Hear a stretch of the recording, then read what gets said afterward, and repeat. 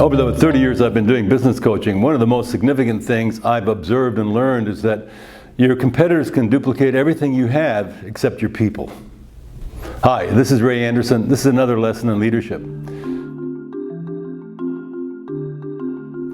And one of the most significant things I've learned is that people are the biggest challenge. You know, the question is, are they contributing $100 an hour ideas, or are they making $100 an hour mistakes?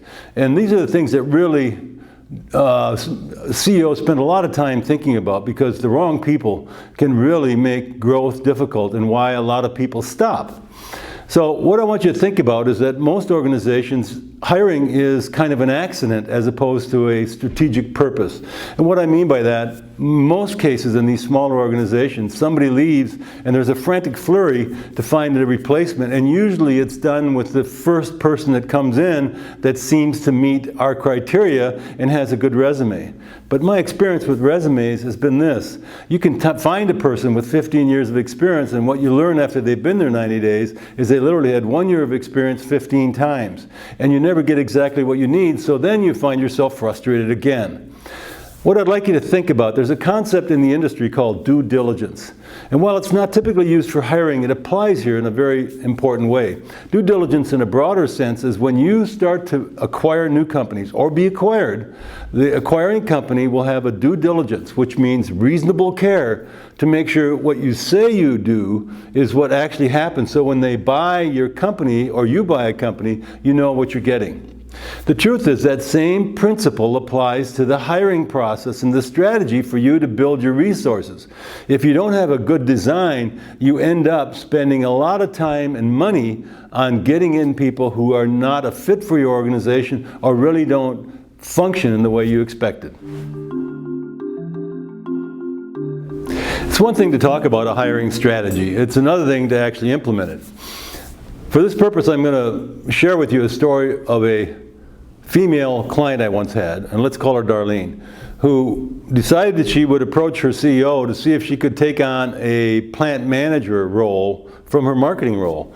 And he had enough faith in her to say, yeah, we're going to let you do that. The irony is that he gave her the worst of the 6 plants that she had to work with. But she took on the assignment because she felt she wanted to have this challenge and she wanted to have this opportunity.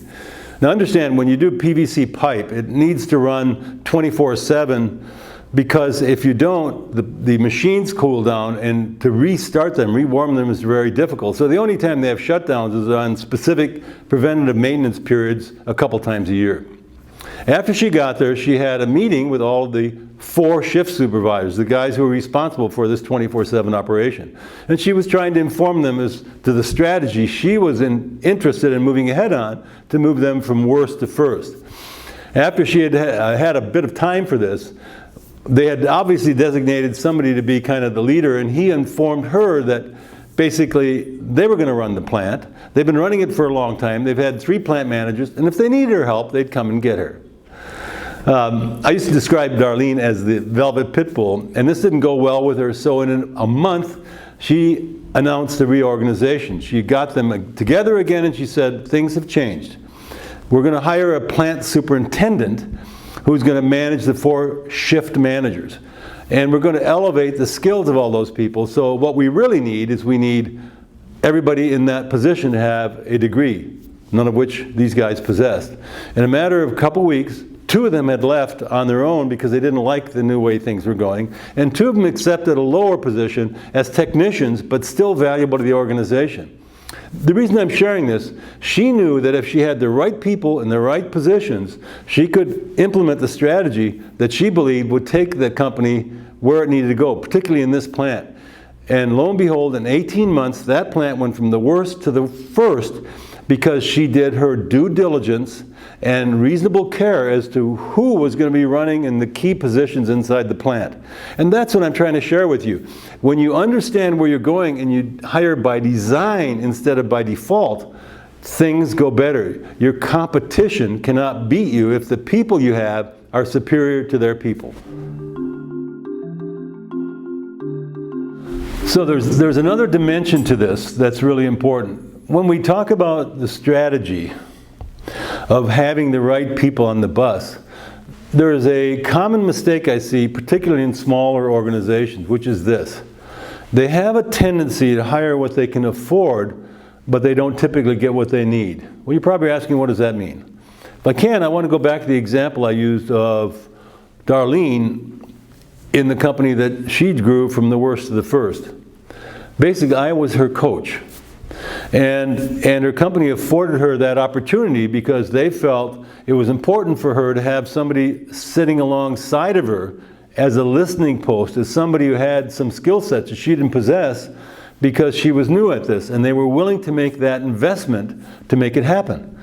So what I'm trying to share with you here is that as you move forward as a CEO, due diligence means you're going to identify HR gaps. And the easiest way to do that is think about your personal strengths and the things you don't like to do. Here's what my experience has been working with a lot of smaller CEOs that never rise above their capacity or their desire to get new talent.